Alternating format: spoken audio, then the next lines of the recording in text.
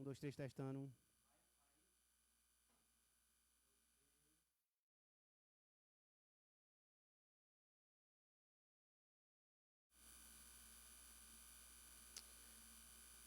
Olá, pessoal, boa noite.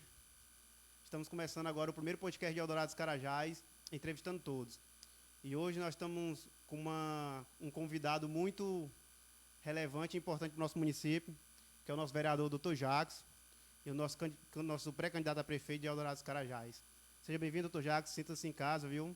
Você tem todo o tempo do mundo para falar e mostrar seus projetos, seus planos de governo, que com fé em Deus pode e dará certo, viu? Agradeço, Rafael, pelo convite, por ser a primeira pessoa, vamos assim dizer, né, a ser entrevistado num podcast, num projeto inovador em nosso município, que demonstra, né, a capacidade do nosso povo, da nossa gente, de criar, de produzir e de exportar, né, muitos talentos de Eldorado para outras cidades e para o mundo. Eu gostaria que o senhor se apresentasse, falasse mais sobre sua vida pessoal, depois sua vida profissional. É que muitas pessoas lhe conhecem, mas muitos vão conhecer a partir de agora, né? Verdade. Bem, eu me chamo Jackson Vieira dos Santos Silva. Hoje eu sou conhecido como Dr. Jackson. Esse prenome doutor é por causa da profissão, né? Advogado. Dom Pedro fez um decreto que disse que todos aqueles que fizessem direito, eles teriam essa nomenclatura de doutor antes. Bem, a gente começa em 90, na data do meu nascimento, 5 de julho de 90, quando eu nasci, lá no estado do Tocantins, em Araguatins. E em meados de 97, o meu pai veio para Eldorado, ainda Serra Pelada, né?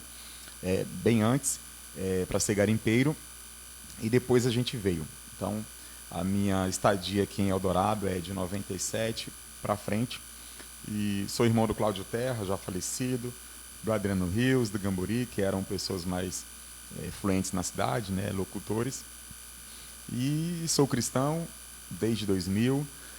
Em 2008 fui para o Rio de Janeiro, tive uma permanência lá de 8 anos, que foi a oportunidade que eu tive de fazer Direito, minha faculdade de Direito, comecei em 2010, e também fazer, né, alguns estágios em alguns órgãos muito relevantes, a Petrobras, a Caixa Econômica Federal, o Ministério Público, a Defensoria Pública e o Tribunal de Justiça do Estado do Rio de Janeiro. Então, foram as minhas experiências nesse período. Fiz a faculdade de Direito e nessa caminhada da faculdade foi que eu também me encantei pelo mundo da política e estou hoje aqui como vereador, né? Então, em resumo, é um pouco da minha história. Sou casado, tenho 2 filhos.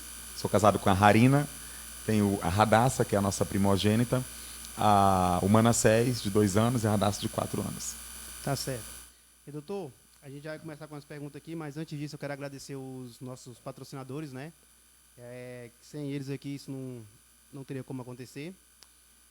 Eu quero agradecer o Açaí Expresso do Chefe, que vem nos ajudando aí a realizar esse projeto. O Fabinho Cadista, né? O cabo Célio Mendonça, policial PM lá de Marabá, um amigo meu, pessoal, particular. A loja Ratinho Multimarcas, Digital Celulares. O netinho da farmácia ali, com a Hiperfarma Popular. Sua Sorte Diária. Loja do Construtor, agradecer ao meu amigo Zilei. Trevão Veículos. E os demais convidados. Mercado e os demais parceiros aqui que contribuíram para essa live acontecer. Doutor Jacques, a gente vai começar com uma pergunta que foram pelos os nossos seguidores, né? Aqui, ó. Em um cenário político, você se identifica em qual posição? Esquerda, direita ou centro? O pessoal aqui veio forte, viu? Essa pergunta ela é muito propícia. Mas primeiro a gente precisa entender um pouco sobre o que seria, né, essa dicotomia de esquerda, de direita, centro. Muitas das vezes a gente fala muito sobre isso, mas não sabe a origem, né? No parlamento francês havia a divisão. À esquerda sentavam os parlamentares que defendia o social, né, enfim, as atividades mais da classe mais digamos assim, minoritária e tudo mais. E do lado direito do parlamento, sentavam as pessoas que, digamos assim, eram do liberal, da economia e tal. Então, cada um defendia a sua classe. Dentro de um parlamento, né, de um cenário político, a gente tem que os senadores, deputados, enfim, vereadores, eles são eleitos com uma bandeira que eles defendem, que é uma parte da sociedade que quer aquela bandeira sendo representada lá no parlamento. Então, daí surgiu essa dicotomia, né, de esquerda e de direita. Hoje, na atualidade, na modernidade, há o entendimento de esquerda defender uma bandeira, vamos assim dizer, né, do socialismo e outras coisas mais, do social, né, de ter sempre as pessoas, as minorias e tudo mais. Enquanto que a direita, vamos assim dizer, defenderia, né, o liberalismo, o livre comércio, a economia, o capitalismo, dentre outras. Nesse meio termo entraria o direita, que é aquele que estaria dentro de um ambiente em que ele, vamos assim dizer, né, trabalharia para agradar, para defender a esquerda, como também trabalharia para agradar a direita. O que eu entendo nesse contexto, né, que em Eldorado a gente tem pessoas de esquerda e de direita, mas em resumo meu posicionamento, né, como todo que é o que as pessoas querem saber, mas eu queria dar esse entendimento hoje, né? Então todos sabem, né, os viés que eu prego e que eu carrego, que é os viés de direita. Sou cristão, sou protestante, eu sou anti-aborto, enfim, aquilo que algumas pessoas, né, carregam, sobretudo da esquerda, a gente da direita teria esse entendimento contrário, né? Mas que a gente tem que entender que nós estamos num país democrático, vivemos numa cidade democrática, em que todos devem se conviver. E num cenário político, que eu sempre digo, né, na minha fala na Câmara, é que o destinatário final do nosso papel enquanto parlamentar, enquanto executivo, é o povo. Independente da bandeira que ele carrega, da dicotomia esquerda ou direita, o parlamentar, o executivo, ele está ali para fazer o quê? Para fazer a política pública alcançar o cidadão, que é a bandeira. Assim como foi pregado pelo Jair Bolsonaro, né, a nossa bandeira é o Brasil, aqui também em Eldorado, a minha bandeira é o povo eldoradense, é Eldorado. Tá certo. Aqui tem uma pergunta aqui, mas eu não farei ela antes, é porque ela já é avisada na sua pré-candidatura para prefeito. Mas antes de você ser candidato a pré-candidato a prefeito, você teve um trabalho que continua fazendo, que hoje o senhor está como vereador, né? Uhum. Eu gostaria que o senhor falasse para a população que está nos assistindo sobre os recursos que você conseguiu para o município. Que é muito importante, porque muitas pessoas não têm acesso a isso, né? Uhum. E aqui é uma oportunidade de você estar falando. Sim. Tá. Antes de eu me tornar parlamentar, eu já era, né, advogado, a minha profissão, então eu sou advogado. E a nossa profissão, o nosso estatuto da advocacia, ele diz que a função de advogado ela tem que ter um cunho social. Então, o que isso quer dizer? Que mesmo antes de eu estar vereador, eu já atuava em nosso município através do social, atendendo, né, algumas famílias, algumas pessoas de forma ativa, ou seja, trabalhando de forma gratuita. A nossa lei permite que você, dentro do seu ramo, né, aquelas pessoas que têm vulnerabilidade social, não têm acesso à justiça, você pode também, vamos assim dizer, dativamente atendê-las. Então, nós também trabalhávamos nisso. E atendendo sempre no social, né, ajudando pessoas que precisavam. Eu tenho uma vida pregressa que a minha história traz, né, de passar fome, de necessidades, tá? Então, sei quando uma pessoa pede uma cesta básica, quando a pessoa pede uma assistência, que você realmente percebe que ela necessita. Então, eu já também colaborava, ajudava a pessoa de alguma forma. E, inclusive, cortando o senhor, inclusive, o senhor continua fazendo esse trabalho sem estar publicando, né? Sim, porque eu entendo, é aquilo que a Bíblia diz, né? Se você for dar com a esquerda, não precisa a direita saber. O trabalho social, ele não é um trabalho de exposição. Porque quando você expõe as pessoas, você está expondo, né, a miserabilidade dela, a vulnerabilidade dela. A gente sabe que no município, no Brasil como um todo, a gente tem pessoas vulneráveis, que a lei classifica que aquelas pessoas que têm uma renda muito inferior do que seria necessário para se sustentar. E nós, como ser humano, independente de credo religioso, de partido político, a gente tem que ter esse olhar humano. Então, a gente ajuda, colabora, contribui, independentemente de estar divulgando, né? Então, antes de estar na política, como vereador, eu já fazia isso. Por quê? Porque eu também fui ajudado, né? E na política, eu entendo que a política, já diz o filósofo, é a arte de fazer o bem, a arte de praticar o bem, de fazer as coisas boas. Claro que, quando você não está dentro, por exemplo, de um mandato, você é um pouco limitado para fazer políticas públicas, como eu, né? Como advogado, eu atuava, ajudava, mas era limitado. Como vereador, você pode abranger mais pessoas e dar a elas o que é delas, ou seja, através do recurso público, que é o imposto dela, você vai retribuir para ela as políticas públicas, sendo elas alimentares, né, cestas básicas, tantas outras, como a educacional, a saúde e tantas outras que é através da política pública. Mas voltando para a pergunta central, do que a gente trouxe no nosso mandato, né? Em se tratando de recursos, especificamente, nós tivemos uma emenda parlamentar do deputado Júnior Ferrari, do PSD, do partido que eu estou hoje, que era destinado para a construção da Câmara. Nós temos, na história da nossa cidade, uma dificuldade de ter prédios próprios. Então, por exemplo, a Câmara não tem prédio próprio, a Prefeitura não tem prédio próprio e várias secretarias não têm prédio próprios, a não ser a Secretaria de Educação e a de Saúde, que são prédios próprios hoje, né? Você vê, nem o hospital hoje é um prédio próprio, é alugado. Tínhamos antes, mas não temos agora.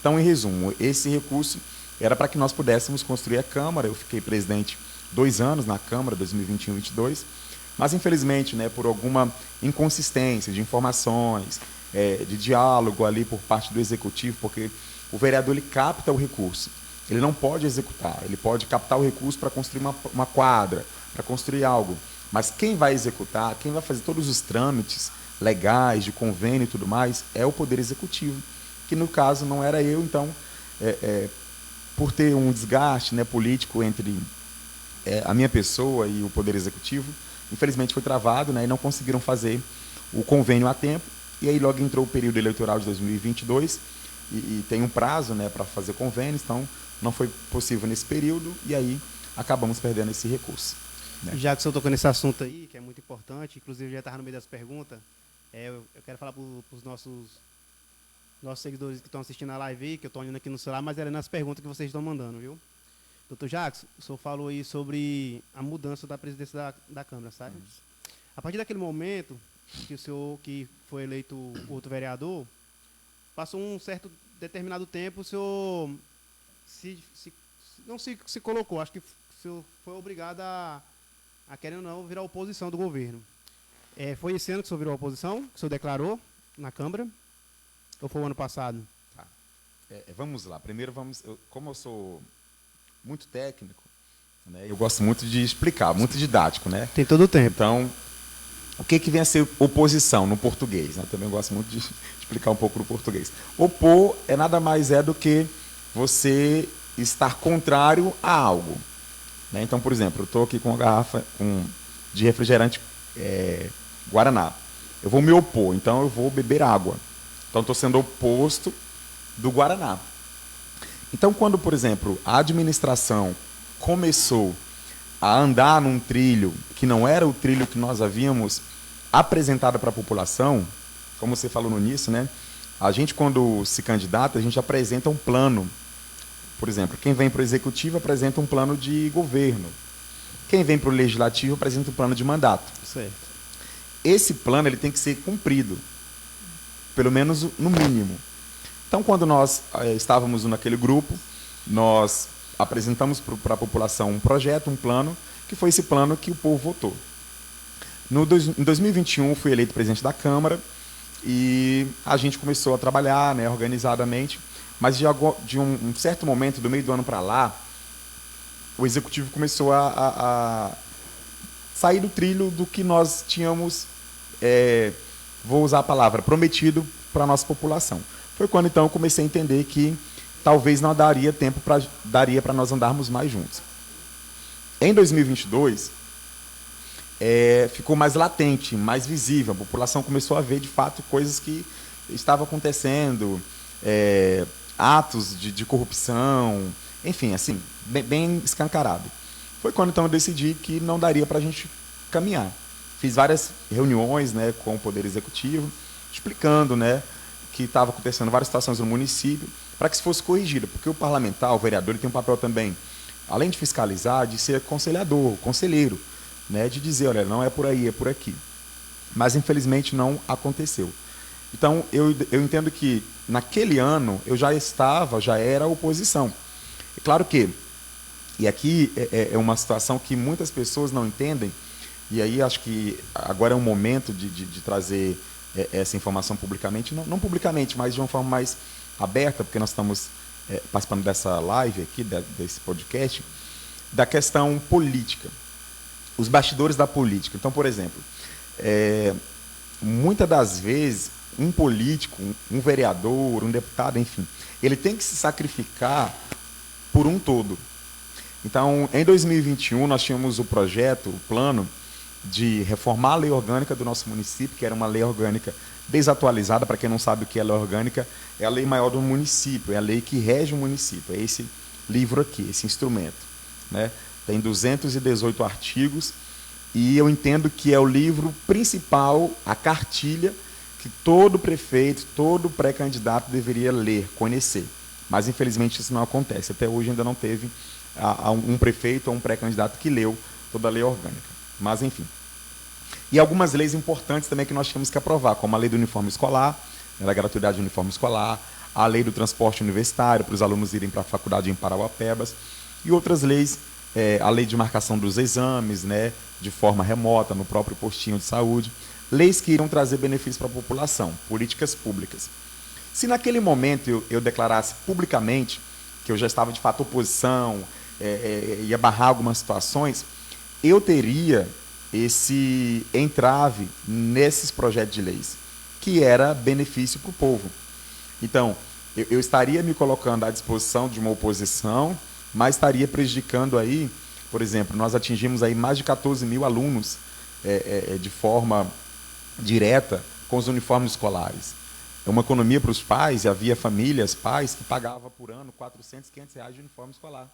Então, essa economia foi para esse familiar, para esse pai. Então, assim, às vezes, as brigas políticas, elas têm que ser colocadas para trás para um bem maior. Então, se eu tivesse naquele embate, naquele primeiro momento, muitas políticas públicas que hoje nós temos não teria acontecido. Então, publicamente, eu declarei em 2022, no início do ano legislativo, quando eu fiz a mensagem do Poder Legislativo, né, a hora chegou. Mas bem antes, né, 2022, 2021, a gente já falava, já fazia discurso nesse sentido, de que era hora de organizar a casa, né? Todo início de governo dizem que o primeiro ano é para organizar a casa, que foi 2021. A gente falou, né, e que agora já era hora de trabalhar, 2022. Então, de forma sutil, a gente já estava fazendo oposição, fiscalizando, mas incisivamente foi em 2022, quando a gente publicou, né, porque nós já tínhamos aprovado essas leis que eram benefício para o povo. Tanto é que hoje, as leis que são pautadas de minha autoria, elas são rejeitadas pelos vereadores ou vetadas pelo Poder Executivo. Certo. Porque agora virou uma situação política. Mas, graças a Deus, consegui ainda aprovar algumas em benefício do povo. Na sua fala, você citou um sacrifício aí e depois falou sobre o projeto escolar, né? Uhum. Que foi dos uniformes. E me veio à cabeça aqui também que naquela época que estava tendo as invasões nas creches, nas escolas, né? Uhum. Que aconteceu, mataram muitas crianças. O senhor fez um pedido, não sei se foi um requerimento, um projeto de lei que... Foi um projeto de lei. Sobre as câmeras nas escolas, né? Câmeras de segurança nas escolas. O que foi legal daquilo ali, legal entre aspas, né? Foi reprovado. Ali o senhor deve ter a ciência que foi por causa do senhor ser oposição. Isso. É o que o senhor citou, né? A partir do momento que o senhor fala que virou oposição, você deixa de conseguir muitas coisas para o município, né? Mas como ali... eu disse, né? Quem executa é o prefeito, né? O executivo. O vereador ele tem o poder de fazer as leis, né? Então, por exemplo, cada lei que eu faço, cada projeto é um projeto pensado, é um projeto estudado. Eu não faço um projeto de lei para ter leis. Hoje o nosso município tem mais de 500 leis. Se a gente perguntar quantas delas são de fato executadas, talvez sejam menos de 100 leis. Então não adianta ter muitas leis e não ter a efetivação, que é uma grande discussão no cenário jurídico no nosso Brasil. São mais de 14 mil leis que não tem efetivações.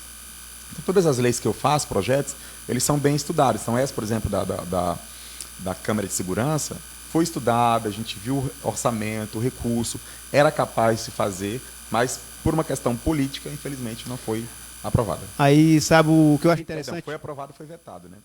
Foi vetado pela administração, né? Isso, por executivo. Sabe o que eu acho interessante naquilo ali? É que foi vetado, só que no mesmo dia ainda soltaram os vídeos aí da situação da casa, né? Da atual prefeita aí, com as câmeras, né? Bem vigiada e tal. Mas eu acho ali que é uma hipocrisia muito grande, né? É o que eu ia falar, porque assim, por exemplo, eu tenho câmera de segurança na minha casa, porque eu prezo a segurança. Hoje eu tenho 2 filhos, certo. Então eu prezo a segurança da minha família. E o mesmo eu quero para os outros. A Bíblia diz, né? O que você quer para você, deseja para os outros também. Hoje a minha filha, a Radassa, e ano que vem o Manassés, estuda numa creche, escola pública. Por quê? Se eu sou um pai e eu sou vereador e eu quero trazer política pública para um município, eu tenho que sentir na pele. Já senti antes, é claro, quando fui criança, adolescente, jovem aqui em Eldorado, e agora eu tenho que sentir na pele através dos meus filhos. Então, eu coloco meus filhos na escola pública porque lá eu vou sentir as necessidades e a gente vai reivindicar através de projetos de leis, de políticas públicas, aquilo. Então, foi uma reivindicação minha como pai, outros pais também, de que colocasse as câmeras de segurança. Então, se na minha casa tem, por que não nas escolas? Que o dinheiro não é meu, é do todo, é nosso, né? Então, às vezes a gente prega muito, né, algo e não vive aquilo. E é aí que a gente chama de hipocrisia. Tem certas coisas que a gente não consegue entender, porque geralmente isso aí seria uma despesa mínima, né?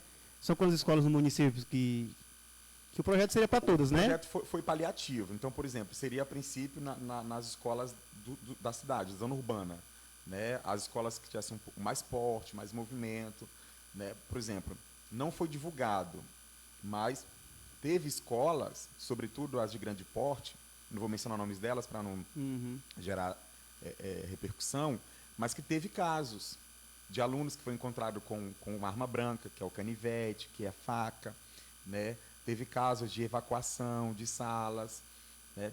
Teve casos que uma escola que já tinha câmera de segurança flagrou algumas situações, entendeu? Então, assim, seria paulatinamente. A gente sabe que quando o projeto de lei é aprovado, ele tem, a gente chama de vacatio legis no direito, né? É o tempo da vacância da lei, é o tempo que a lei vai ter para entrar em vigor, para a população se adequar, para o município, né, fazer as situações. Então, tinha isso na lei.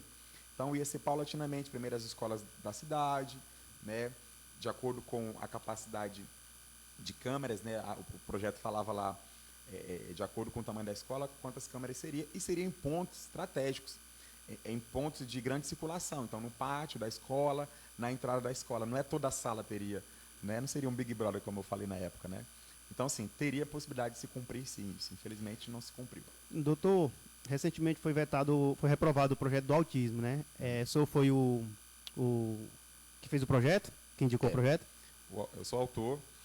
O projeto, ele nasceu de uma incursão que eu e vários vereadores fizemos em Belém.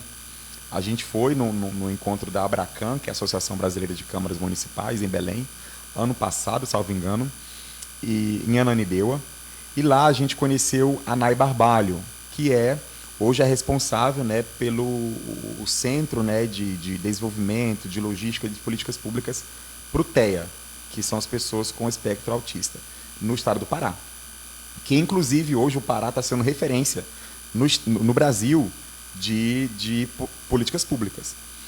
E lá foi discutido, né, sobre isso e disse que o Estado teria a CEPA, que é o Centro, né, de Treinamento e tudo mais, tal, e que cada município poderia ser contemplado com recurso, com assistência, desde que o município fizesse a lei municipal, né, criando, né, o centro, né, direitinho, para que fizesse convênio com o Estado. Inclusive, no projeto, eu coloco esse convênio, né, para que o Estado pudesse fazer o convênio. E listo lá os profissionais, né, da saúde, da educação, que seriam inseridos nessa política. Fisioterapeuta, fonoaudiólogo, dentista, enfim, que já tem no nosso município, né? Mas, infelizmente, Dessa vez não foi nem vetado, foi rejeitado, que é diferente. Rejeitado é quando os vereadores não aprovam. E vetado é quando os vereadores aprovam e o executivo, o prefeito ou a prefeita, veta, não quer que torne lei. Já que o senhor está falando de rejeitado, explica para nós o projeto de corrupção que foi rejeitado na Câmara. Agora esse é de encabular, né? Como é que a pessoa, de certa forma, né? Como é que a pessoa rejeita no caso, um projeto de corrupção? Isso mostra o contrário, doutor, se a gente for ver, né, pela... E olha que o termo corrupção, ele é um termo histórico, desde a Bíblia, né? Por exemplo, quando Deus resolve acabar com o mundo através do dilúvio, ele diz, né, o meu povo se corrompeu. Fatos históricos, nós temos a Organização das Nações Unidas, que ela tem um setor específico que cuida da corrupção no mundo. Nós temos também um pacto chamado Pacto José da Costa Rica, ou Pacto José da Costa Rica, que trata dos direitos humanos. E lá também fala sobre essa questão de corrupção. A corrupção, hoje no mundo, ela é uma escória da sociedade e que traz atrasos para uma sociedade. E no Brasil, após aquele momento, né, que teve no Brasil em 2013, de operações, Lava Jato, CPI da Petrobras, tantos outros, né, de holdings, de várias estatais, várias empresas públicas, tendo atos de corrupções milionárias, né, o Brasil, então, ele fez uma lei que criou, né, o sistema de anticorrupção no Brasil, a nível nacional. E daí em diante, né, o Congresso Nacional, a Câmara e o Senado, eles, em regra, fazem leis gerais para que depois os estados também possam fazer e, consequentemente, os municípios. E foi assim que a gente fez. Então, tem lei nacional, lei estadual, e faltava uma lei municipal disciplinando, né, sobre corrupção, que nada mais era do que criar gabinetes de crise, centro, né, de ética e integridade, que é o nome que se chama, que inclusive seria dentro da CGU no nacional, né, que no caso é CGM, que é a Controladoria Geral do Município. Então, assim, seria apenas a positivação, a legalização de um controle, de uma punibilidade, né, para aquelas pessoas que praticassem atos de corrupção, para que levassem para o Ministério Público, que é o fiscal da lei, que fiscaliza e tudo mais. Tal. Então, infelizmente, não foi aprovado também essa lei, que era uma lei muito importante no nosso município. Quero mandar aqui um abraço para dois companheiros do senhor aqui da Câmara, para o vereador José Almeida, que está aqui nos assistindo, e o vereador Vanielli. Vereador José Almeida, um grande parceiro do nosso parlamento, né, tem nos ajudado em algumas situações, né, e o vereador Vanielli também tem se mostrado, juntamente comigo, né, um guerreiro nessa medida de oposição, vamos assim dizer. Doutor, quero deixar claro para o senhor e para os nossos seguidores que estão assistindo a live, que cada pergunta que eu estou fazendo aqui são perguntas deles, né? Que foram postadas no Instagram e eles estão perguntando. A outra pergunta aqui, ó. Se você for prefeito, qual a prioridade, a sua primeira prioridade a se resolver no município? Tá. Eu vou só ressaltar aqui que eu estou hoje na qualidade de pré-candidato a prefeito do município e a legislação eleitoral ela nos proíbe, né, a falar algumas coisas para que não configure campanha antecipada, tá? Certo. Então, por ser advogado, eu não posso correr esse risco, né, por conhecer a lei. Mas, de forma como cidadão e um pensador, né, de políticas públicas para o nosso município, eu entendo que uma das prioridades do nosso município hoje é a economia, é a empregabilidade. Ou seja, o nosso município precisa urgentemente criar mecanismos, atrair indústrias, empresas, para que possa agregar o nosso povo no mercado de trabalho. Hoje nós tivemos um êxodo, uma saída muito grande de pessoas do nosso município para outras cidades da região. Para quê? Para buscar emprego. Então, hoje, eu creio que uma das prioridades do gestor, no caso eu venha estar prefeito, seria isso. Urgentemente, criar mecanismos e soluções, porque o vereador, o prefeito, ele é colocado num cargo para trazer soluções, não problemas. Né? Então, alguém que se preza a estar numa competição de candidato, né, a político, a vereador, a prefeito, e não tem uma solução, né, de uma situação que se coloca para ela, eu entendo que ela não estaria apta para aquele cargo, para aquela função. Certo. Oi, doutor, a gente vê ali na Câmara, ali, o senhor é um vereador muito respeitado pelos seus companheiros, né? Mas geralmente, a partir do momento que o senhor não tem um projeto atendido ali, o senhor se sente ali meio perseguido de alguma forma, até por parte dos companheiros da Câmara ali? Olha, eu sempre digo que autoridade e respeito podem ser talvez até distante um pouco, cada classificação de uma, mas a consequência é a mesma, né? Então, a autoridade e o respeito, ela pode ser de duas formas: conquistada ou imposta. E a forma imposta é aquela que você vai de forma agressiva, vai de forma ameaçadora. Você faz isso, senão acontece isso. E a conquistada é aquela que você conquista por quem você é, pelo seu caráter, pela sua moral, pela sua ética, pela sua história. Então, graças a Deus, eu conquistei isso no parlamento, né, com os vereadores, inclusive os vereadores decanos da casa, né, mais antigos de parlamento. Conquistei essa autoridade e esse respeito. Então, eles me respeitam, eles conversam comigo, né. É claro que na hora que nós estamos discutindo um projeto, ali é uma ideologia que você está carregando. Então, às vezes, o discurso fica acalorado, cada um defendendo a sua tese, a sua história, ideologia, é claro, mas quando acaba, a gente, urbanidade o nome disso, cordialidade, né, que acho que todo ser humano tem que ter. A gente conversa e dialoga normalmente, né? Sentir perseguido, eu entendo que não. Pode ser, talvez, vamos talvez para a área política, né?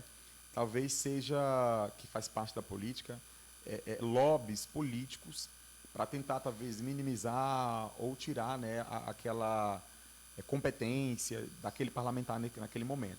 Então, não diria perseguição, diria talvez um lobby, né, por parte, talvez, de alguns parlamentares, ou talvez até do próprio executivo, né, para que os projetos não fossem aprovados. Mas, respeito a todos, né, todos os parlamentares, a gente tem um diálogo muito bom. E eu sempre digo lá, na hora da discussão, que a população que é, às vezes, prejudicada quando há uma rejeição de um projeto e é a beneficiada quando é aprovada. Eu entendo que eu e todos os parlamentares fomos eleitos, somos bem pagos para fazer o desejo, o anseio da população, não o desejo, o anseio do Poder Executivo. Não é o Poder Executivo que nos paga, embora ele faça o repasse, mas quem nos paga é o povo. Então, eu digo que eu sou empregado do povo, e se o povo quer que eu faça uma lei para tal situação, eu, enquanto parlamentar, servidor do povo, tenho que fazer. Certo. Atualmente foi aceito um pedido de CPI, né, na Câmara. Sim. Aí um seguidor perguntou, e a CPI nada? Gostaria que o senhor explicasse para nós sobre essa CPI. Tá. Primeiramente, o porquê foi instalada essa CPI, né? Tá.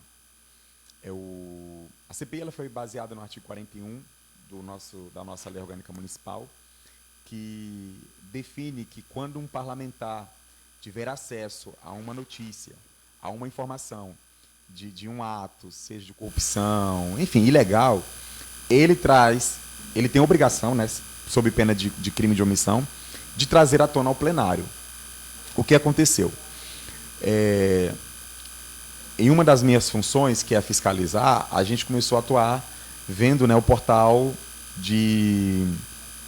da transparência da Câmara. E nós começamos a observar algumas caminhadas, né, algumas situações que eu vi que estava assim de forma destoante. Então, por exemplo, o nosso município ele fez várias licitações para contratação de empresas, para construção, reforma de escolas, de postinho de saúde e outras mais. E aí a gente viu que a própria prefeitura estava fazendo licitação com empresa de materiais de construção para comprar materiais de construção com fundamento de construir CRAs, postinho de saúde e escolas. E aí foi quando eu fiz o cruzamento das informações e falei, não, está equivocado aqui, tem alguma coisa errada. Por que eu estou pagando uma empresa, milhões de reais para uma empresa construir escolas, e eu estou comprando materiais de construção, areia, brita, que também é para construção, e não está havendo construção por parte da municipalidade, do município. E aí foi quando eu comecei a investigar, né, buscar notas fiscais e tal, fiz levantamentos e encontramos aqueles vultuosos valores de milhões de reais.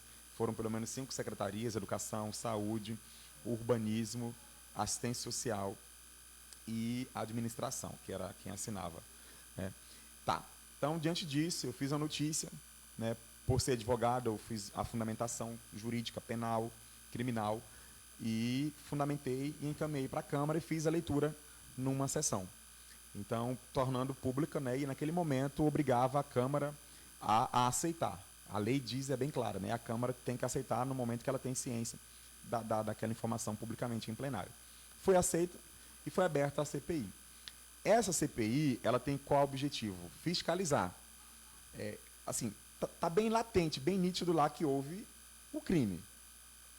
Mas, quando você protocola na Câmara, as decisões ali, elas são políticas.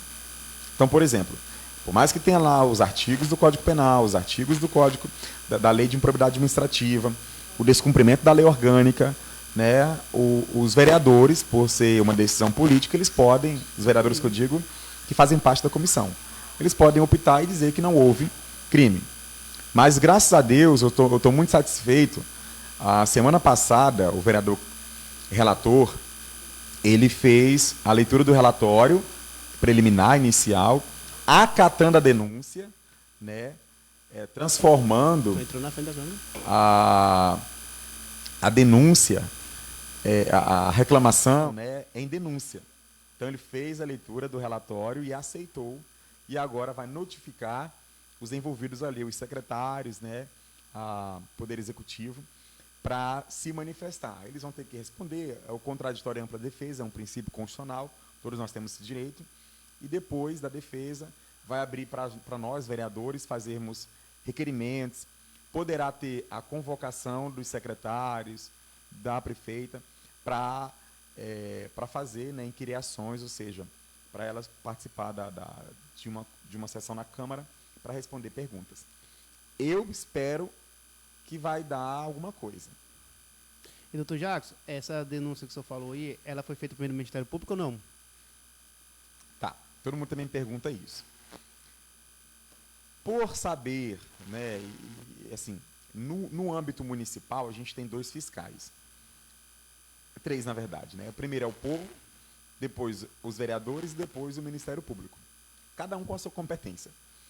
Então, juridicamente, eu entendia que, se eu fizesse somente na Câmara, poderia, como eu disse anteriormente, né, ter decisões políticas e não dar em nada. Então, eu fiz simultaneamente a representação, a notícia crimes para a Câmara, com base no artigo 41 da nossa Lei Orgânica Municipal, e fiz simultaneamente uma representação ao Ministério Público, com base também na fundamentação, né, dos crimes de peculato, que é quando você pega um bem público e se apossa dele, né, ou tem outra finalidade. Corrupção e improbidade administrativa, né. Todos eles, né, têm efeito de perda do mandato, como também da cassação dos direitos políticos, por até 8 anos. Certo. Doutor, essa pergunta aqui foi a melhor que eu achei. Porque ela envolve 2 situações. Eu vou fazer a pergunta para o senhor aqui, ó. Você não tem medo da política atrapalhar seu crescimento na obra de Deus? Pergunta muito capciosa. Mas vamos lá. Há que se fazer uma reflexão teológica. Certo. Hoje, para quem não sabe, né, eu sou pastor, fui consagrado agora em julho. E, como eu disse, eu sou cristão desde 2000. Fui para a igreja batista, a primeira igreja que eu comecei a frequentar, ainda adolescente, criança adolescente, né? Por causa da comida. No final da escola bíblica lá tinha o lanche, né? E a minha família era pobre, né? Enfim, às vezes eu não tinha comida em casa, a gente passou fome algumas vezes, mas eu fui por esse motivo. Não era por causa de Deus, não. Mas, crescendo, né, caminhando e tendo a convivência, eu comecei a aprender de Deus e a comida passou a ser secundária, né? Como diz lá em Mateus 33, né? Buscar primeiro o reino de Deus e as demais coisas serão acrescentadas. Política e religião. discutir ou não se discutir. Vamos então para a origem, o livro de Gênesis. Quando Deus criou o homem, lá nos seus primeiros artigos, falar artigo que é direito, né? Nos seus primeiros capítulos, Deus falou assim, olha, eu vou criar o homem, e o homem vai dominar. Ele vai dominar os peixes, as aves, os répteis, enfim, todos os animais, e conduzir a terra. Naquele momento, nascia um político. Nascia o governador Adão. Né? E Deus deu, então, domínio para o homem. Poder, governabilidade. E aí a gente começa a andar na trajetória bíblica, a gente tem um outro líder, Moisés. Deus também chama Moisés, né, para liderar um povo. Criaria naquele momento ali a primeira nação, né, digamos assim, de Deus, a nação de Israel, um povo. Mais à frente nasce a questão dos reis. Saul, o primeiro rei, o povo aclama Samuel para que fosse consagrado um rei e então unge Saul como primeiro rei. Posteriormente, Saul faz um sacrifício que não era papel dele, né, era do sacerdote. Deus então tira o reinado dele e passa para Davi. Posteriormente nós temos Daniel, José, que é a história que eu me espelho muito, né, que José foi considerado, e aí biblicamente está lá bem explícito, né, governador do Egito. Estava abaixo apenas de Faraó. Como se Faraó fosse o presidente e Daniel foi o governador. Agora voltando para a pergunta ela pergunta se a política atrapalharia, digamos assim, a minha vida com Deus ou o ministério. Eu digo que não. Não atrapalhou na vida desses personagens bíblicos que eu citei. Por quê? Porque eles tinham uma centralidade. Eles tinham um centro, como eu acabei de mencionar, né? Mateus 6,33. Primeiro, o reino de Deus. Tem um outro personagem também do Novo Testamento chamado Timóteo. Tiago também, mas Timóteo, né? E há um texto que Paulo fala para ele assim, olha, não despreze o dom que há em ti. Salvo engano, 1 Timóteo 4,12. Não despreze o dom que há em ti. Antes ser exemplo, testemunha, na fé, na pureza, na palavra, no trato. Então, qual é o meu papel enquanto cristão? Que a Bíblia nos orienta? É ser testemunho para as pessoas. Então, se em um ambiente que eu estou, seja ele político, seja ele profissional, como no meu caso, no direito, seja ele educacional, eu tenho que resplandecer Cristo, os princípios que Cristo carregou e pediu para que nós, seus servos, pudéssemos carregar. É claro que, a todo instante, a Bíblia diz que nós somos tentados. Então, a política ela é um ambiente, ela é um cenário muito, não é nem hostil, que navega a corrupção. Aí a pergunta é, eu me deixaria se corromper? Se você tem uma estrutura sólida em Deus, acredita em Deus, e sabe o seu papel, a sua missão enquanto evangélico, cristão, vamos assim dizer, você não vai se deixar se corromper. Paulo diz, ó, todas as coisas me são lícitas, mas nem todas me convêm. Todas as coisas me são lícitas, mas eu não vou me deixar ser conduzido por elas. Então, estou findando 3 anos na Câmara. Tive oportunidades, enquanto presidente, de sair rico, de fazer atos de corrupção. Eu administrei mais de 3 milhões nesses 2 anos de presidente da Câmara. Né? E acho que talvez saí mais pobre do que entrei. Né? Mas a minha integralidade, a minha ética, a minha moral, ela permanece intacta. Então, a vida cristã, ela não atrapalharia a política, e nem a política atrapalharia a vida cristã. Agora, é certo que há pessoas que têm chamados. Então, há pessoas que têm um chamado só para pastorear. Ela não vai poder mais jamais ser pastor.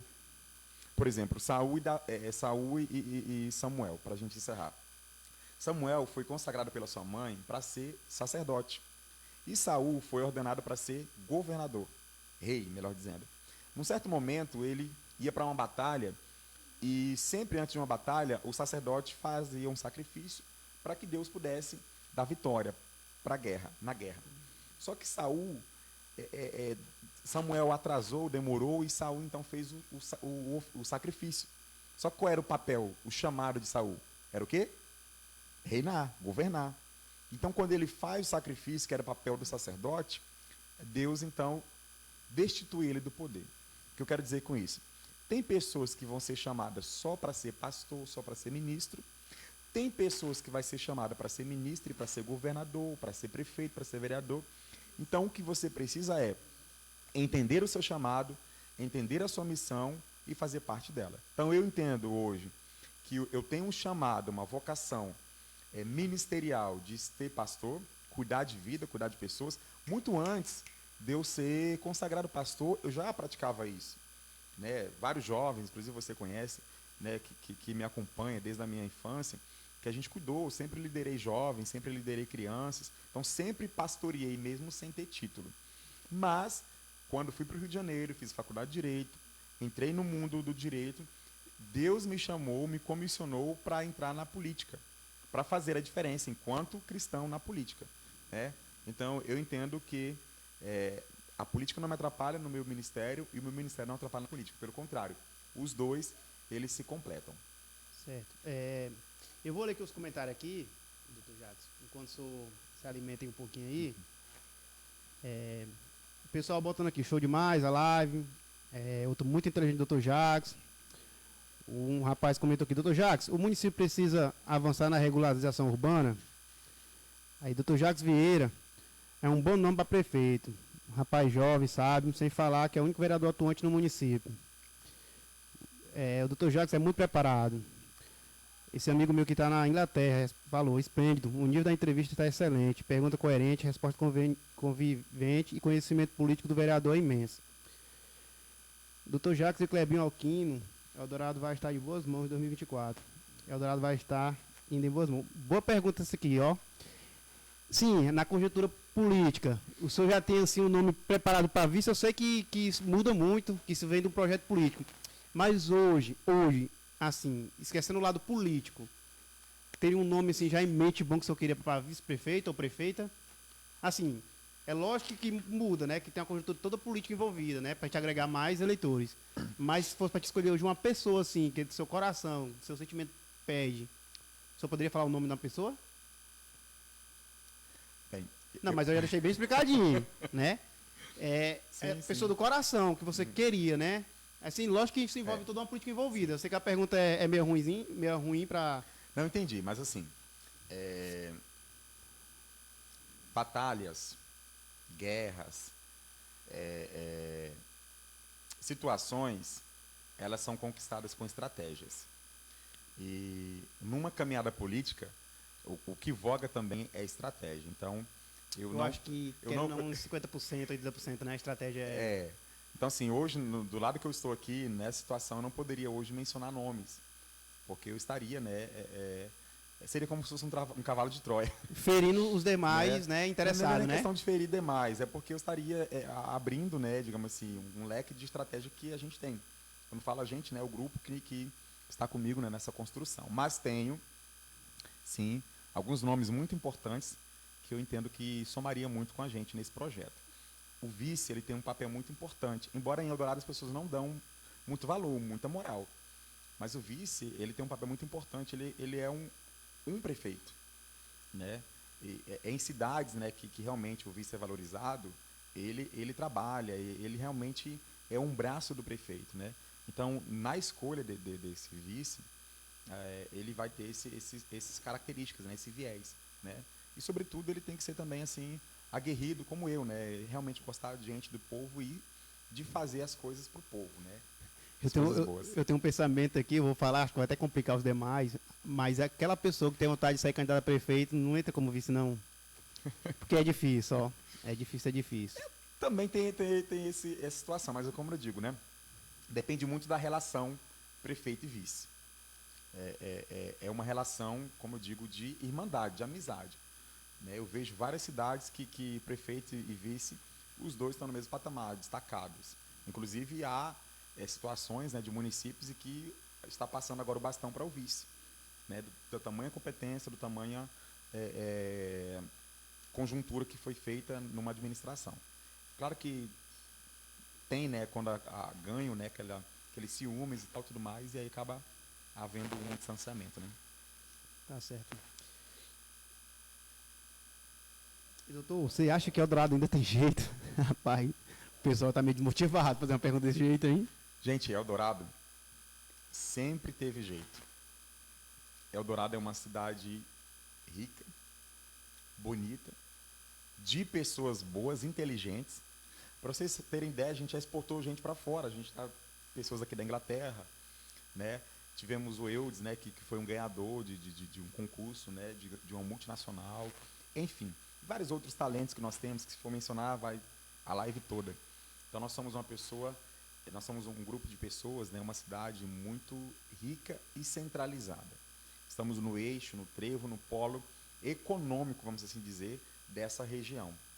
O que precisa é não somente nós, como povo, né, como cidadão, amar essa cidade, lutar por ela, como também aqueles que se disponibilizam a ser prefeito, a ser vereador, estar prefeito, a cuidar. E é como você cuida da sua casa. Se você cuida da sua casa de forma ruim, não entre para ser vereador, para estar prefeito, porque você vai fazer a mesma coisa. Agora, se você gosta da sua casa, eu sou muito perfeccionista. Eu gosto tudo organizadinho, percebeu isso quando eu cheguei aqui, né? Certo. A limpeza e tal. Eu não viajo, não sabe a minha casa para viajar, minha esposa até fica me questionando isso, sem eu deixar minha casa arrumada antes. Porque eu penso assim, quando eu chegar de viagem, pode ser que a qualquer momento chegue uma visita.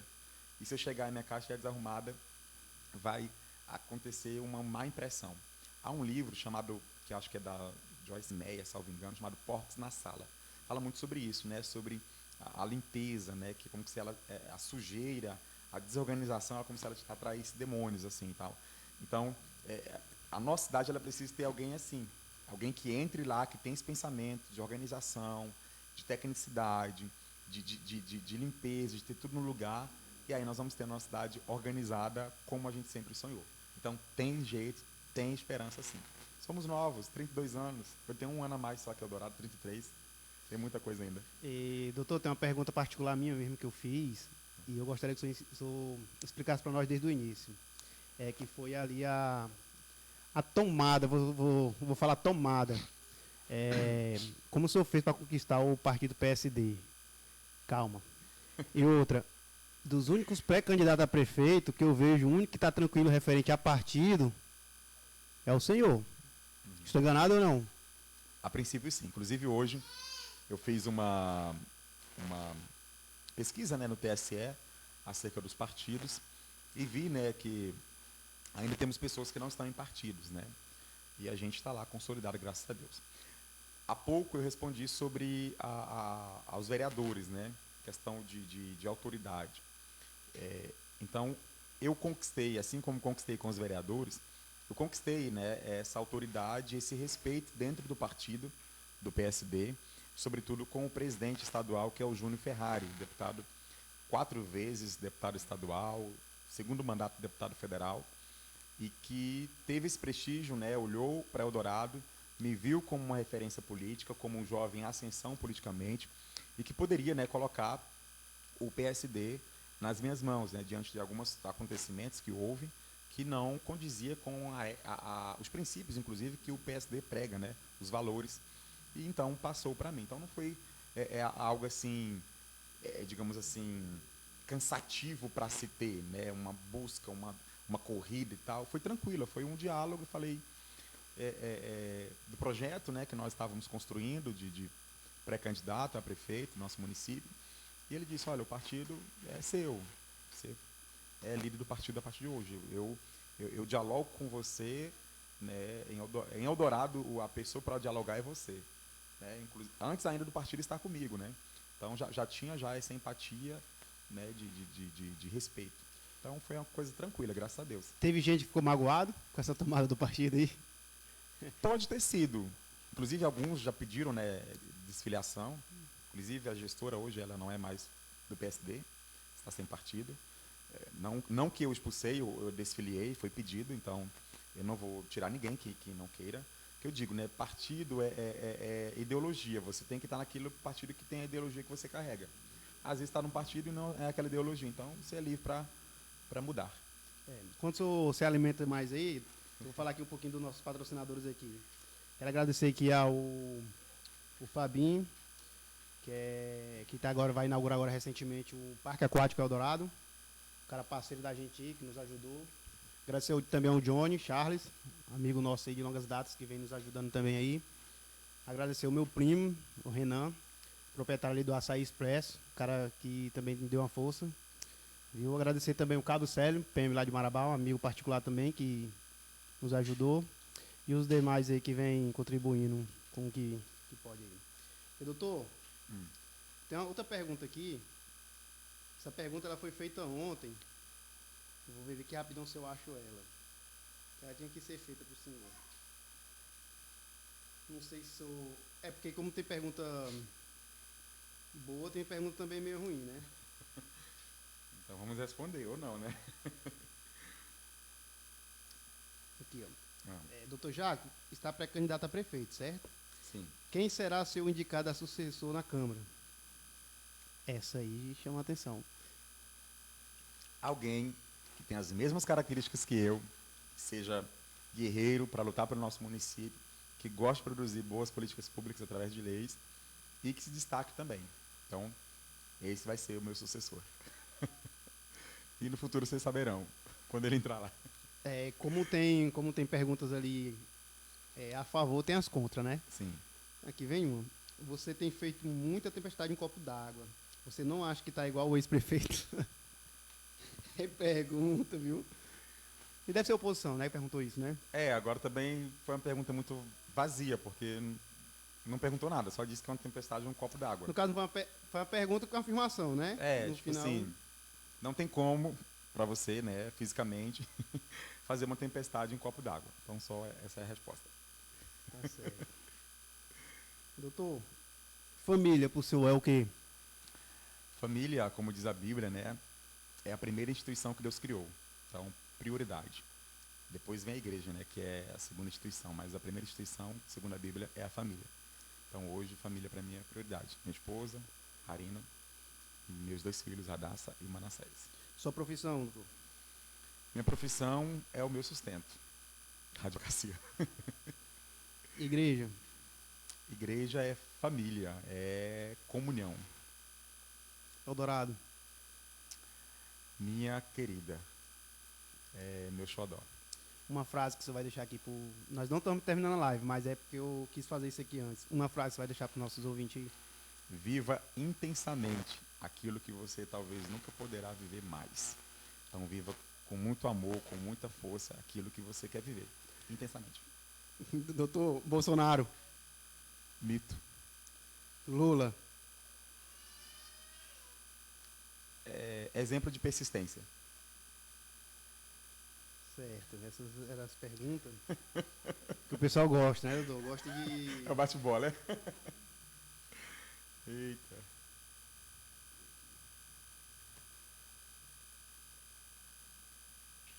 Doutor, quero que o senhor fale para nós agora sobre proposta de governo.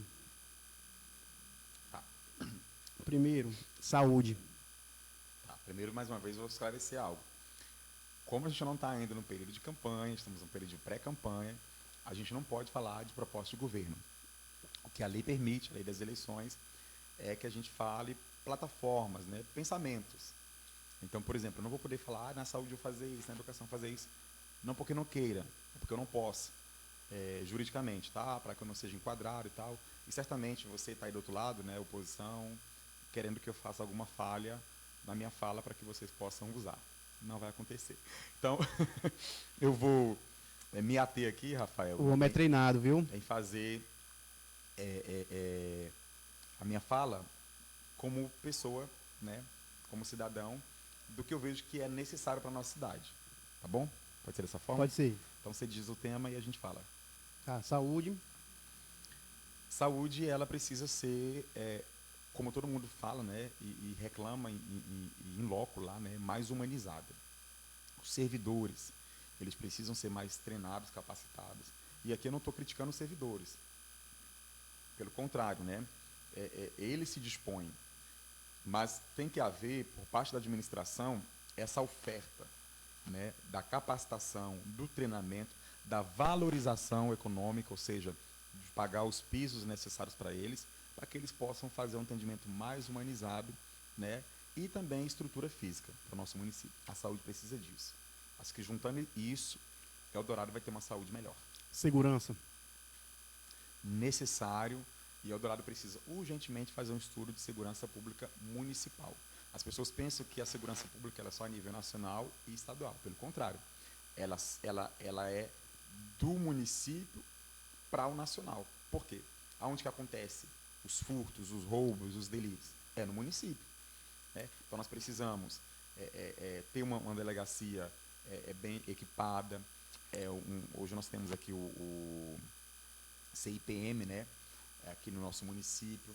Então, precisamos valorizar os nossos militares, nossos policiais civis. É claro que esse aporte vem do Estado, tanto para civil como para o Estado, mas nós precisamos de apoio para essas polícias. E através de quem? Da Guarda Municipal. A Guarda Municipal, inclusive, tramita no Congresso. Né? Na verdade, já tem a lei, né, que diz que ela pode ser armada. Né? Agora, tramita para criar a Polícia Municipal. Não existe. Né? A Guarda Municipal, que ela cuida do patrimônio, por exemplo, ficar em frente de uma escola, nas praças, para que vândalos, né, não destruam os bens, os patrimônios do município, e ele pode agir, né, dando voz de prisão. O Código de Processo Penal ele é bem claro, qualquer do povo, qualquer cidadão pode dar voz de prisão. Claro que a gente que não tem a técnica, né, não vai dar voz de prisão sem ter nenhuma algema ou alguma coisa do tipo, mas quem é capacitado, a Guarda Municipal, ela poderia fazer isso, inclusive. Então, seria um auxílio para a segurança pública municipal, até que se crie a Polícia Municipal. Tá bom? Você vai me tirar uma dúvida sobre isso aí. Para poder criar uma guarda municipal, tem que passar pela Câmara, certo? Hoje o nosso município, a nossa lei orgânica, aqui, que vocês já viram, eu mostro novamente, ela já tem a criação da Guarda Municipal. O que falta é a efetivação. O que é a efetivação? É o gestor fazer o concurso, alocar as pessoas ali, treiná-los, capacitá-los e colocar em campo. Entendeu? O senhor, como gestor, o senhor faria isso? Com certeza. Tanto é que a gente lutou, né, na reforma administrativa para que já fosse positivada ela. Aí não foi, só passou a guarda de trânsito, só que na lei diz que a guarda de trânsito seria o guarda municipal, que daria ali 5 ou 10 agentes para servir como guarda de trânsito. Então, a gente chegando, né, lá no executivo é uma das prioridades também. Né? Educação. Educação, eu gosto de falar com o senhor, que o senhor é bem entendido nessa área e eu gosto de ouvir as suas propostas. A educação, eu sempre digo, né, Rui Barbosa ele diz assim, ó, o professor é inviolável em sua cátedra, ou seja, o professor ele é o mestre na sala de aula, na sua cadeira de professor. Então, nós precisamos, são dois agentes que fazem parte da educação. O alunado, que são os alunos, e o corpo docente, que são os professores. Os dois, eles precisam ser valorizados. O professor vai ser valorizado quando ter o seu piso salarial pago, né, efetivamente, quando tiver capacitações, treinamentos e o cumprimento, né, das leis correlatas a eles. O aluno é valorizado quando, por exemplo, agora nós ofertamos isso, né, tem uniforme escolar gratuito, tem material didático gratuito, tem escolas estruturadas, centrais de ar, cadeiras, enfim, merenda de qualidade, de preferência, 3 refeições, né? A gente aqui talvez não, a gente só dá uma, que é a famosa merenda, mas tem possibilidade de nós darmos o café da manhã, né? Como em alguns outros estados e municípios, né? E o almoço quando está saindo aquele turno da manhã, entrando da tarde. No Rio de Janeiro a gente tinha isso, né? Quando eu estudei lá. E é interessante e importante. E o mais que a gente tem tido no nosso município, né, um déficit, é do aprendizado. Muitos alunos passando de séries sem estar sendo alfabetizados, sem estar sendo, digamos assim, nem por parte do professor, do próprio a cognição do aluno, né, não está adquirindo, ingerindo o conhecimento. E aí precisa fazer um estudo para saber qual é a dificuldade para que o município possa investir nisso.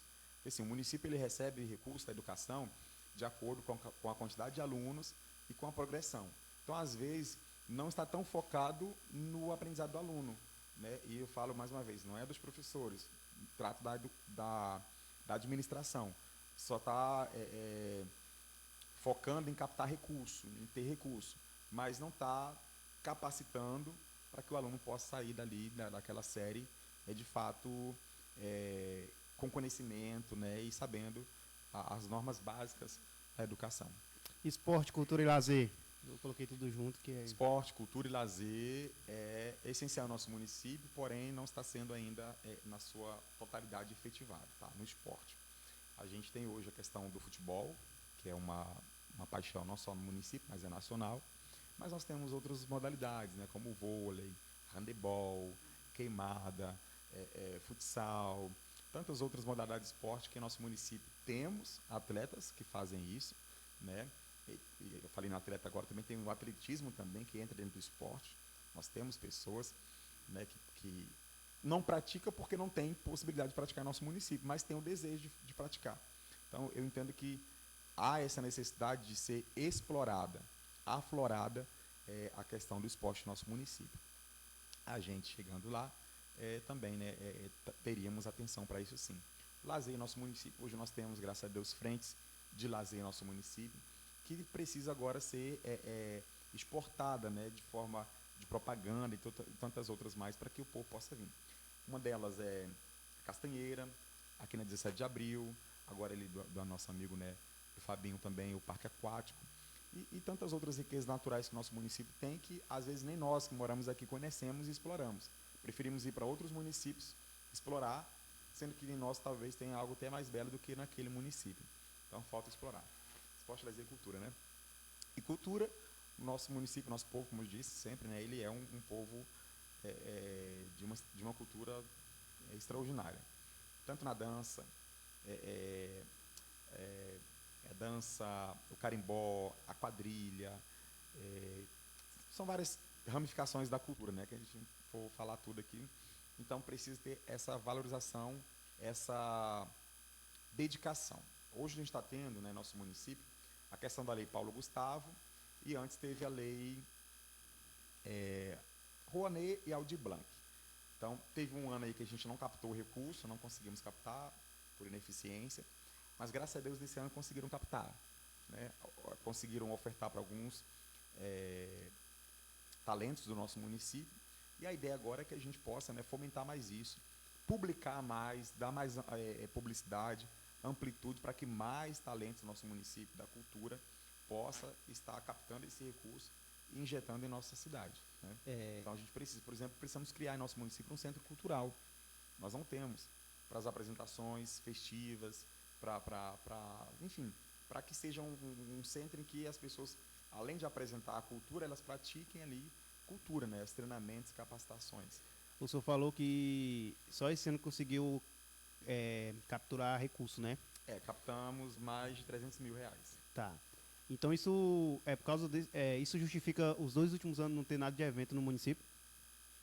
Possivelmente, porque assim,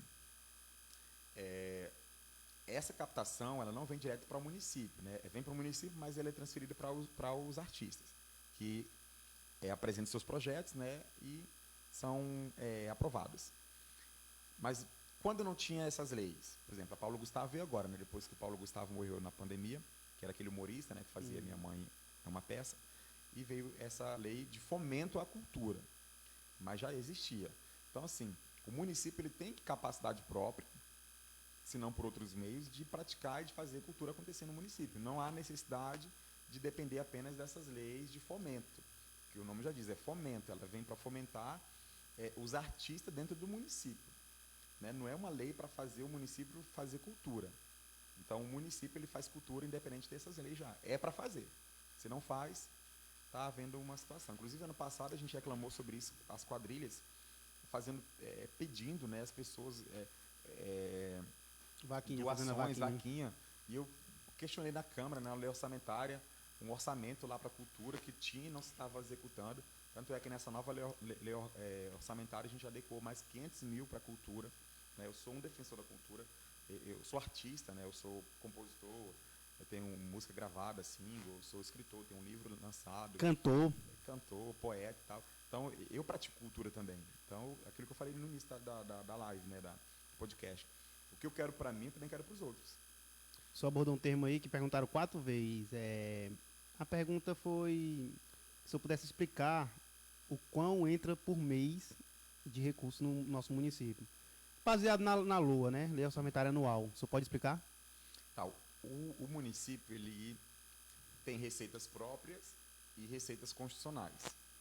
As receitas próprias, elas são captadas pelo Departamento de Tributo do nosso município, que é ligado à Secretaria de Fazenda, a Cefaz, que é no quilômetro 2, lado do fórum. Tá? Então, é um sistema interno. Então, hoje eu não tenho essa informação aqui, porque eu teria que solicitar para obter. Mas ali vai entrar os recursos próprios, impostos do nosso município, né? Por exemplo, taxas, alvarás e tudo mais. E tem aquelas receitas constitucionais, que são transferências, ICMS, que é estadual, aí tem os fundos, né? Fundo da educação, fundo da assistência, fundo da saúde, aí tem os repasses, Fundeb e tudo mais e tal. E chega o nosso município. E tem o Fundo de Participação dos Municípios, que é o FPM, né? Que é uma cota que é obrigatória da União passar. Mas, em resumo, por exemplo, nós aprovamos para esse ano, que está se findando, a Lei Orçamentária Anual, que é a lei que distribui os orçamentos, né, dentro do ano. Então, a nossa lei orçamentária ela foi distribuída em 140 milhões de reais, 140 milhões, 755 mil e 10 reais. Aí aqui eu tenho acesso aqui à lei orçamentária desse ano, eu posso dizer quanto cada secretaria, em regra, receberia para aplicar naquela pasta, para gastar. Então, por exemplo, aqui, a Câmara Municipal, né, ela é o repasse que a Prefeitura faz também, 3 milhões 484. 3 milhões dividido em 12 meses, né? Mensalmente passa 300 mil mais ou menos. A gente conseguiu aumentar o repasse da Câmara em 2021, a gente recebia 190 mil, a gente trabalhou e aumentamos para 300 e pouco. Tá. O gabinete da prefeita, 1.678.000. A Secretaria de Administração, 5.884.200. Secretaria Municipal da Fazenda, 3.298.000. Agricultura, Pecuária e Pesca, 2.221.000. E aqui eu faço uma observação. Nosso município é um município pecuário, nosso município é do agro, da agricultura familiar. Eu entendo que deveria ser a secretaria, uma das secretarias mais importantes do nosso município e que tivesse mais investimento. E infelizmente não é. Né? É uma secretaria carente, no sentido de aplicação de recursos, e que não faz o atendimento necessário para o homem do campo. Então tem essa preocupação que eu entendo que seria uma preocupação nossa no futuro, enquanto gestor, caso isso venha acontecer. Obras e serviços urbanos, 17.480.000. Controladoria, né, do município, R$ 189.500. Procuradoria-Geral do município, 16.000. Secretaria Municipal de Planejamento, 850.000. Ouvidoria-Geral, 92.000. Secretaria Municipal de Esporte, Cultura e Lazer, 1.656.000. E aí o pessoal fica pedindo vaquinha para fazer a festa junina. Acho que aqui com 100 mil daria para fazer, aqui é 1.656.000. Fundo Municipal de Habitação e Interesse Social, 286.000. Nunca vi uma casa sendo construída no nosso município para dar para uma pessoa, para uma família que tem vulnerabilidade social, precisando de uma casa. Não temos, mas tem esse recurso. Secretaria Municipal de Urbanismo e Desenvolvimento Econômico e Urbano, 6.075.000. E aí vai, né? Fundo Municipal de Saúde, 29.664. Assistência Social, 5 milhões. Fundo do Idoso, 600.000. Da Criança, 800. Fundeb, 48.700.000. Fundo Municipal de Educação, 9.713.000. Fundo de Meio Ambiente, 1.381.000. Totalizando aí 140 milhões, 755 mil reais e 10 reais. Quantos milhões? 140 milhões, 755 mil e 10 reais. Isso entra por ano? Foi a estimativa para esse ano. Para esse ano. Está acabando. Então, por exemplo, no final do ano, a prefeitura fecha as contas e aí sai um relatório de quanto entrou. Aí eu posso divulgar no futuro. Né? E aí nós já temos a nossa LOA para 2024, que a gente está com um orçamento quase nos 150 milhões de despesa, de receita que poderá entrar em 2024. Doutor, dividindo 140 milhões por 12, que é por mês, né? Dá quase 12 milhões. E eu não consigo entender como os gestores, eu não estou falando da atual não, estou falando de todos os que já passaram, vem dizer que o município não tem dinheiro. Porque quando são candidatos, Ave Maria, o atual nunca faz nada. Quando passa a ser candidato que se elege, continua fazendo o mesmo que o os outros que passaram fizeram, né? Tivemos prefeito que falava que tirava do bolso dinheiro para fazer as atividades, né? Infelizmente, a história é sempre a mesma, né? Não tem recurso, não tem dinheiro. É claro que, essa é uma verdade, Eldorado é um município deficitário. O que é um município deficitário? Ele talvez deve mais do que arrecada. Então, hoje, tem uma matéria do Liberal, do Jornal Liberal, que diz que o nosso município ele deve mais de 56 milhões de reais. É claro que as dívidas são várias, né? Aqui é a somatória. Né? Vai ter INSS, Previdência, governo federal, né? O município também deve, enfim. Então, hoje o município ele é um município devedor. Mas, mesmo assim, é possível, claro, com uma gerência, né? Uma gestão eficiente economicamente, financeiramente, você pode alocar os recursos de acordo com a necessidade, com as prioridades e fazer o básico necessário para um município. Sobretudo a infraestrutura, que é o gargalo maior do nosso município. Tá certo. Estamos quantas horas já de live aí? 1h40. Tá bom, vamos fazer mais 4 perguntinhas só pra gente encerrar. Vamos lá. Doutor, a hora passa rápido, ó. Rapidinho. Mas se fosse uma entrevista ruim, quando faz entrevista ruim não passava não. O que te motivou a entrar na política? E o que continua te motivando?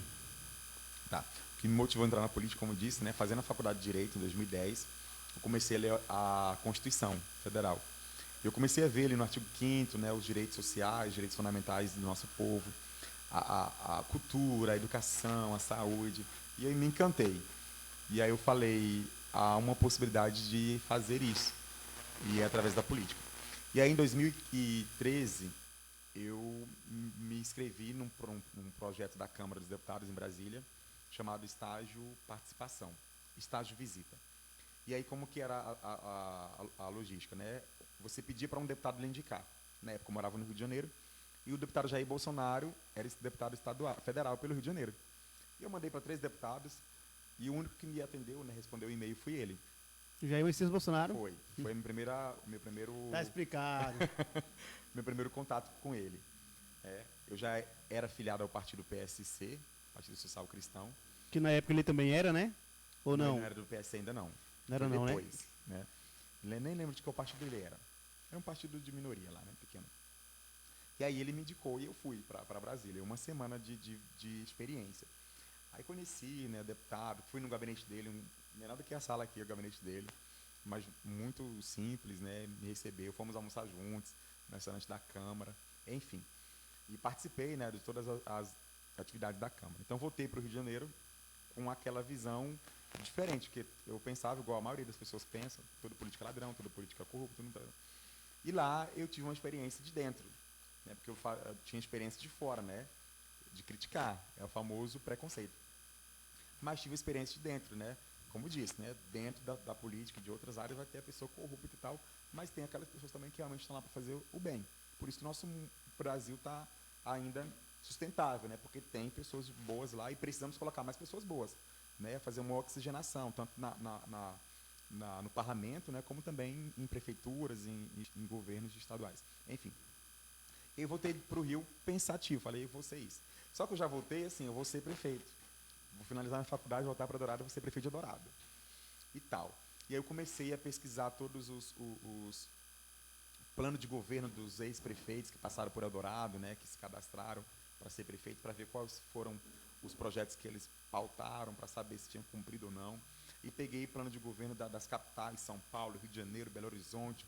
Na época que eu entrei, era o Eduardo Paes, né, que estava sendo prefeito, foi 2 mandatos, inclusive está de novo, 3º mandato. E aí comecei a projetar. E aí, 2015, eu tive uma outra experiência indo a Brasília. Dessa vez foi um quiz, eu fiz um quiz de pergunta, de resposta, né? E eu fui o primeiro nesse quiz a passar representando o Rio de Janeiro. Eu e mais uma jovem. Então nós fomos representando o Rio de Janeiro, na Câmara também. Então foi mais uma experiência. E aí, fazendo a prova da OAB na 2ª fase, estava estudando, uma madrugada, e aí Deus falou comigo, você não vai ser prefeito agora. É para você ser vereador. Aí você tem aquele primeiro momento assim, né? Falar, não, Deus, mas estava tudo bonitinho, estava tudo projetado já. Eu tinha um computador, né? Fiz todo o projeto, tal, áreas. Fiz a proposta de governo prontinha. E aí ele falou, não é para ser agora. Você precisa organizar a cidade com leis, dar sustentação, fundamentação. Como é que você vai ser prefeito de uma cidade que não tem leis? sendo que no direito público tudo que você fizer só pode fazer se tiver lei. Aí eu fui meditar, né, refletir, falei, de fato é verdade. Aí foi quando eu conheci, né, a gestora atual, né, vim aqui em Eldorado, transferi meu título, era filiada já ao PSC também, e a gente aglutinou o projeto e caminhamos juntos, né, 2016, 2020, num projeto que inclusive eu ajudei, né, na composição do plano de governo, algumas ideias que eu tinha, porque eu queria ser prefeito, eu coloquei lá, porque eu não ia ser prefeito naquele momento, né, e vim para vereador. Então, foi ali que eu tive que eu entendi, né, que foi um chamado de Deus também para a política, como falei mais atrás, né. Então, um chamado ministerial da igreja e o político. E veio depois, né, esse político, de fazer a política pública para as pessoas e tal.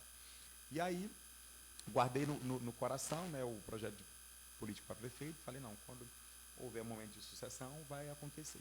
E acabou que aconteceu mais cedo, né, algumas coisas desandaram e surgiu essa oportunidade, né. Mas eu amo política, hoje eu me vejo participante, todos nós somos políticos, né, já diz Aristóteles que todos nós somos políticos. Quando você vai no mercado comprar algo, você está fazendo uma política, né. Claro que cada um tem a política, né, aqui no caso é a política pública, de criar políticas públicas, né. Então, política para mim está no meu sangue já. Doutor, o senhor me surpreendeu positivamente quando o senhor se tornou político, né? Uhum. Porque eu jurava que você ia ser cantor, velho. Como eu te conheço de longas datas, eu tinha plena certeza que quando você for para o Rio de Janeiro para estudar, eu jurava que dali vinha um cantor de nível nacional. Porque... Inclusive, para quem não sabe, na verdade, poucas pessoas sabem, mas esse vídeo circula no YouTube, talvez daqui um dia vão fazer meme com ele, mas eu participei do Ídolos. Em 2009, eu participei da versão do Ídolos, na época, estava sendo pela Record, no Rio de Janeiro. Participei, passei nas seleções, e na última seleção, que foi para a seleção mesmo, que era direto com os jurados, para ir para São Paulo, né, eu não passei. Então, se vocês verem circulando aí um vídeo montado, né, eu cantei a música Primavera do Tim Maia, quando o inverno chegar, e aí fizeram uma montagem, né, a própria produção do programa na época, né, de várias vozes, né, tenor, baixo, barítono, aí fizeram bem legal. Mas eu participava ali dela, né? Aí eu participei, mas aí Deus não quis que eu fosse cantor, né, embora hoje eu tenha um single, né, gravado, 2 singles e tal, mas... E doutor, quais são os principais desafios da sua profissão? Minha profissão como advogado, o principal desafio é as pessoas entenderem, né, que nós defendemos o direito do cidadão, que nós defendemos o cidadão como pessoa e o direito que resguarda ele. Todos nós temos direitos. Às vezes nós não sabemos que temos o direito, mas todos nós temos. Então, por exemplo, quando você foi preso, ele tem que ficar preso, mas tem um direito. O advogado, ele é para isso, né? Do latim advogare, é falar por outro, né? Aquilo que o outro talvez não saiba, é ser defensor daquele. Então, por exemplo, a gente defende o direito, né? Defende bandido, nem a área, né, criminal, mas enfim, que é a área mais falada, né? Não, defende o direito. Às vezes ele pode continuar sendo um bandido, mas ele tem um direito que assiste a ele, e o advogado está para isso, né? Então, esse é um desafio, fazer as pessoas entenderem. Outro desafio é as pessoas entenderem, né, que nós somos participantes da sociedade. Inclusive, na Constituição diz que a advocacia, ela é uma função essencial para a administração da justiça. Então, não acontece justiça sem o advogado. Então, a sociedade, né, como um todo, a questão do respeito para o advogado, e saber que o advogado também é ser humano, né, é normal. As pessoas pensam que é um desafio meu, né, inclusive quando eu cheguei, porque nós temos a nossa vestimenta, que digamos assim, que é o armamento, né, do advogado, que é o terno, né, mas e as pessoas pensam que por estar de terno você está lá em cima, você não pode se conectar com as pessoas, e não é isso. Então é um desafio, né, para a gente fazer as pessoas quebrar essa barreira. Eu sou uma pessoa comum, se vocês me verem na rua de chinelo, de bermuda, conversando, andando e tal, eu sou comum. Claro que no ato do exercício da minha profissão, eu tenho que me portar como os costumes pedem, né, que é o terno, para se portar diante do juiz, numa diligência e tal, mas é um tabu que as pessoas têm de não vou me aproximar dele porque ele é advogado. Então, quero que vocês quebrem isso, tá bom, gente? Podem se aproximar de mim, conversar comigo. Não é porque eu sou advogado que eu não... Pelo contrário, até porque é minha raiz também, né? Todo mundo que me conhece desde quando eu vim pra cá sabe que eu sou o mesmo. Não mudei. Doutor, por último, a última pergunta para a gente terminar nosso podcast. Ah, isso é uma situação também. Amigos e pessoas que conhecem a gente, não fiquem chateados quando vocês perguntam algo pra gente e a gente não responder, porque nós temos um código de ética que diz que a nossa profissão ela trabalha com confidencialidade. Então, se você me contrata, Rafael, para algo, pode ser sua mãe. Eu não posso contar o que nós discutimos no nosso escritório, né? Quando entra no escritório para conversar com a gente, ou fora do escritório, né? Mas que há a contratação, que a gente passa a ser advogado, a gente é proibido, é crime, inclusive, né? Então, às vezes, a pessoa pode perguntar, sou teu amigo, conta aí, não posso. Nunca vocês me ouvirão e vão ouvir, né? É uma essência do advogado e é o que preza, né, a nossa profissão. Então, se você viu algum advogado já comentando, ele está descumprindo a ética dele, tá? Tá certo. Doutor, última pergunta. Como você quer ser lembrado? Quero ser lembrado... É muito mortífero essa mortífero, né? Mas eu acredito que enfim, seja a história política, de né? legado, né? Legado. Não vou morrer agora não, em nome de Jesus. Tem muita coisa para viver. Tem muita coisa para viver. Né? O Manassés disse que quer ser policial, preciso ver ele crescendo e se formar na academia de polícia. A Dash disse que quer ser doutora, né? Médica, preciso ver ela se formando, né? E eu preciso ainda me ver, ainda velhinho, né? Fazendo o que eu gosto de fazer também, né? Que é escrever, enfim. Mas eu quero ser lembrado como um jovem que fez a diferença na sua cidade, na sua geração. Hoje, eu vejo algumas pessoas falando assim, eu me espelho no doutor, eu me espelho no Jackson. Jovens, né? E pessoas ainda da minha época ainda, né? Que já eram adultas, né? E falam assim, Jackson, você foi uma pessoa que me motiva. Que eu conheci você criança aqui, adolescente, na igreja, persistiu, foi para o Rio de Janeiro, né? Era um medo da minha tia de eu me envolver nas drogas, na criminalidade, embora eu morasse no pé de um morro, né? E não fui, né? Eu entrei, digamos assim, no alto escalão lá no Rio de Janeiro, no Ministério Público. Eu conheço promotores, eu conheço desembargadores, eu conheço procurador de justiça, eu conheço vários advogados de renome lá no Rio de Janeiro. Enfim, então pessoas que ainda hoje eu tenho um contato, né? E que falam para mim, você é uma pessoa guerreira e tal. Pessoas que me acompanham, né, a minha trajetória política lá do Rio de Janeiro. Eu lembro que quando eu falei que eu ia voltar para Eldorado para me candidatar, um doutor que trabalhava na Petrobras, na época eu fazia estágio lá, doutor Valiante, ele falou, pois então compra o livro O Príncipe, né? Não é o Pequeno Príncipe, né? É O Príncipe, de Maquiavel. E ele fala, e leia ele, né? E foi o que eu fiz.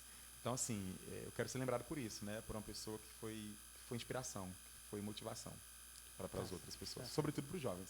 Tá certo, doutor. Desde já quero te agradecer. O senhor foi o nosso primeiro entrevistado, viu? Sinta-se à Espero vontade. que eu tenha passado na prova. Passou. Sinta-se Abriu o caminho para os outros, acho que vai estar mais tranquilo para os próximos. Certo. Sinta-se à vontade para quando quiser vir, viu? Tá. Dar mais opiniões, falar sobre Beleza. políticas e sobre a vida pessoal também, viu?